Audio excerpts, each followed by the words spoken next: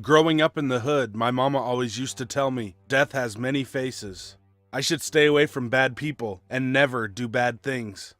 I was down with that and did all the things good kids do. Take out the trash, go to church, help with the housework and shit. That was all fine until my mom lost her job.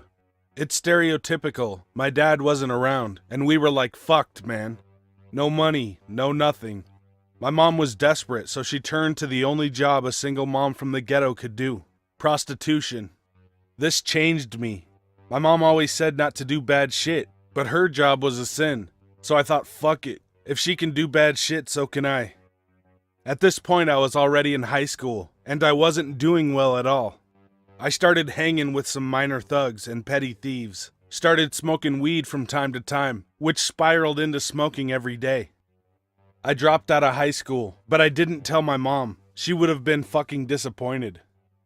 With nothing to do with my time, except going to my friends' homes and getting high all day, I decided I want to make some money, so I started dealing weed. You know, weed nowadays is cheap and easy to come by, not really a money-making substance, so I started to slang crack. Now this was where the money started rolling in, man. The shit was crazy. In a few months, I got to move out. Nothing spectacular, the place was a shithole, but I was on my own, and liked the feeling of independence. I made it my duty to send my mom some money every week, so she can save up and quit. You've all heard the saying, don't get high on your own supply, right? That was easy for me. Back in the hood, I saw what crack did to people, so I just stuck with weed. But damn, I got some shitty friends. I organized a little get-together at my house, and we were flat out drunk and stoned. I somehow managed to go to my porch to get some fresh air. It's just like a few chairs on a slab of cement outside. It's not like one of those fancy wooden porches with stairs and fences and shit. One by one, my friends started going home. Only my best friend Tyrone came out to the porch and asked if I wanted to smoke. I was feeling like I was dying already, but Mama didn't raise no quitter, so I said, hell yeah, I want to smoke. I was so fucked up, I didn't even notice. The motherfucker gave me a crack pipe. He set me up. Even though I said time and time again, I never want to try that shit. The first hit was unreal, man, I'm telling you. I can't describe that with words, and I wanted more. I smoked all of the shit he had. Didn't even give him a puff, although he didn't notice because he was way fucked up. Later on, he went home. I was left alone. I must have dozed off for a few minutes, and when I woke up, this real shady dude was creeping on me. He was just standing in front of my house staring. He was dressed in all black, ghetto-style hoodie and some sweats. He was straight-faced. Lips were blue like he was dead. He was a white dude, which was weird in itself. I haven't seen a white guy around here unless you count policemen. He had black bags under his eyes that came almost down to his mouth, but his hair was tight, slicked back, 70s mobster style. Now I know I keep my slates clean, so it wasn't someone collecting debts, but he was creeping me out, so I wanted to scare him. I pull out my Glock and start yelling at the fucker to go away. Nothing. Dude didn't even flinch. I was thinking to myself, this dude is doped up, but he doesn't deserve to die. So I put my gun away, walk up to him, and punch him as hard as I fucking could. No man is so high a little beating won't make him come to his senses. Now, I'm not the strongest dude, but I can knock people out.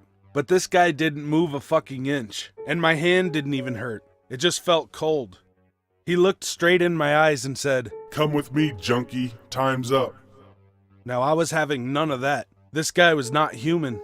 I panicked, took off my shirt and threw it on his face so he couldn't see, and then took off running like a madman. I ran so fucking far and so hard that I felt like an Olympic athlete. The dude was 2 feet behind me every time I looked back. He was so damn close, but I couldn't run anymore, man. I was wore out. So I stopped, turned around, and begged. I begged like the biggest pussy ever, man. I just didn't want him to hurt me. He was having none of it. He said it was all my fault, and that I blew my chance in this world. And then the dude hugged me. Kind of a lame way to kill someone, but whatever. Next thing I know, I'm waking up at my house, and all the people who were at the party were there. My girlfriend Kelly was a nurse, so she knew how to hit me with adrenaline. They said we were all having fun at the party until I took out a bunch of crack from the drawer and started smoking on the porch. They didn't think much of it, cause the dudes who deal drugs usually end up using them sooner or later. It was all cool until I started waving my gun around like a dickhead, punching the air, and taking my shirt off and running and yelling shit like, "What do you want from me, man? Don't kill me, please." Tyrone and Kelly got in the car and went to find me. I ran 5 blocks, and they found me crying hysterically, kneeling in the middle of the road, until I passed out. That's not how I remember it going down, but one thing is for sure, man. I was super close to death, and somehow I got a second chance, and I won't blow it. I'm never doing crack again, man. That shit fucked me up for life. Anyways, kids, don't do crack, unless you want a weird white guy with slicked back hair to chase you.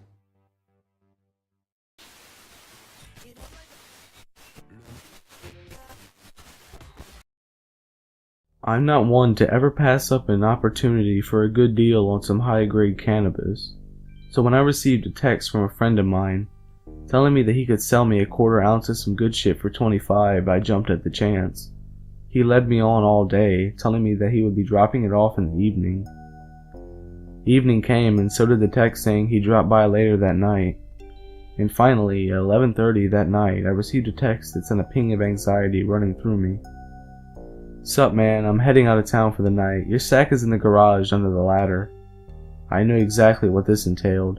I was to walk the 5 blocks to his old residence, a mutual friend's house, where he lived in a loft in the garage, slip in unnoticed by the neighbors, search until I found it, leave the money, and be on my merry way.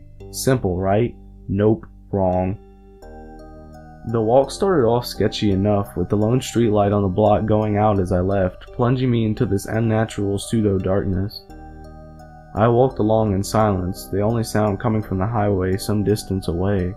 I walked this way before, even at this hour, but I couldn't shake this anticipation in my gut.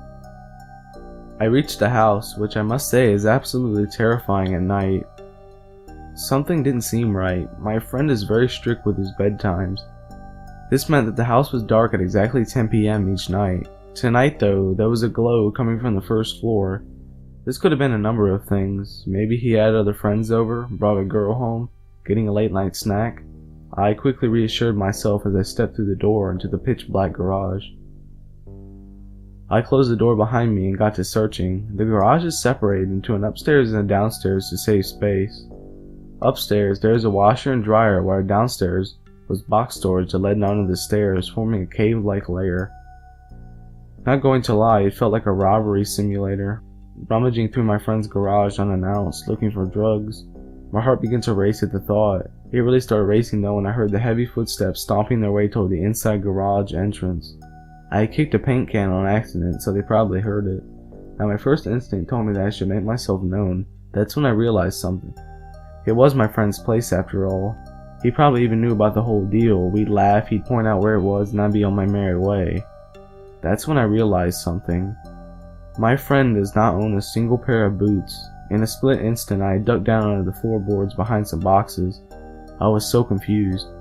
I felt like I was in a slasher movie, hand over my mouth to keep from hyperventilating. I listened as the door slammed open, the footsteps creaking slowly along the floorboards just inches to my right. They paced around the garage for what seemed like ages, grunting and taking heavy, labored breaths. They stopped at the top of the stairs, never making their way down though.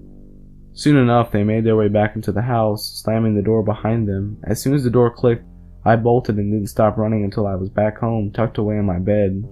Every single light in the house on for the rest of the night. I wasn't about to get the cops involved with the situation, lest they go searching and get my friend in trouble. So I simply sent him a text and went to sleep. I awoke to 2 texts in the morning. The first was a message from my dealer friend asking me if I was alright. The second was a text from my friend who owned the house, telling me he got stuck at a friend's house overnight. I was so fucking confused. Later that day, the friend with the house sent me a news link over Facebook with no caption. It was a news report about a burglary/murder that took place on my friend's street. 2 houses had already been confirmed as being broken into in the middle of the night. The first was the home of an injured veteran. He was found in the bedroom, a 9mm bullet lodged in his head, all the valuables in the house gone. The second house was my friend's. Hey guys and ladies, thanks for watching. If you want me to tell your story or read a creepypasta, email me at the address in the description. I want to thank BumpInTheNight for working with me. The other half of this collab will be on his channel. I put a link to his channel in the description. So, that's about it. Be good to animals, even people. So. Ja, snämmar, bärksbes, hrish. That shit fucked me up for life. God damn. It was all cool until I started waving my gun around.